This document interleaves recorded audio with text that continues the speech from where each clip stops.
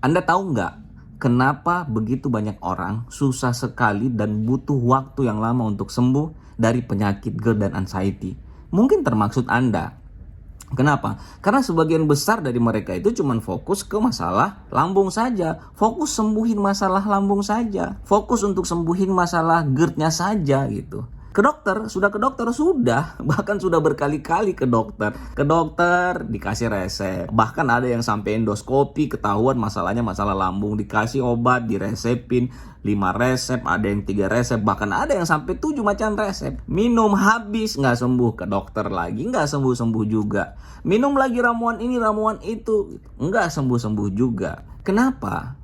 Karena masalah ini bukan cuma masalah lambung, tapi masalah pikiran, tapi masalah kecemasan juga. Jadi dua-dua ini harus sembuhin. Kenapa bisa begitu? Karena satu hal, penyebab utama naiknya asam lambung, yang membuat asam lambung gak berhenti-berhenti itu justru datang dari kecemasannya. Jadi harus dua-duanya nih disembuhin gitu. Dua-duanya disembuhin. Lambungnya ya diobatin. Oke. Tidak cukup cuma diobatin juga, tapi pola hidup yang sehat. Pola hidup yang sehat ini yang akan bantu Anda untuk sembuh total dengan semua masalah-masalah lambung Anda. Nah, kemudian tadi kontrol kecemasan. Bagaimana caranya kontrol kecemasan? Ya satu, latih diri Anda untuk berpikir positif gitu ya. Kemudian pahami penyakit ini.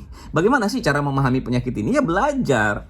Makanya tuh jangan malas ngulik, jangan malas belajar. Tanya sama orang-orang yang positif, yang sudah pernah kena penyakit ini dan sembuh. Tanya ke dokter, tanya ke psikiater. Dan masuk ke konten-konten positif yang mengedukasi tentang penyakit ini. Sehingga tuh kita bisa paham. Pemahamannya apa? Tahu apa penyebabnya, tahu bagaimana cara sembuhinya. Dan yang paling penting, kita harus paham apa risiko terbesar, terberat dari penyakit ini. Nah, kalau kita tahu tuh kita bisa menakar kecemasan kita itu harusnya sejauh mana. Nah, karena cemas itu juga nggak bisa hilang.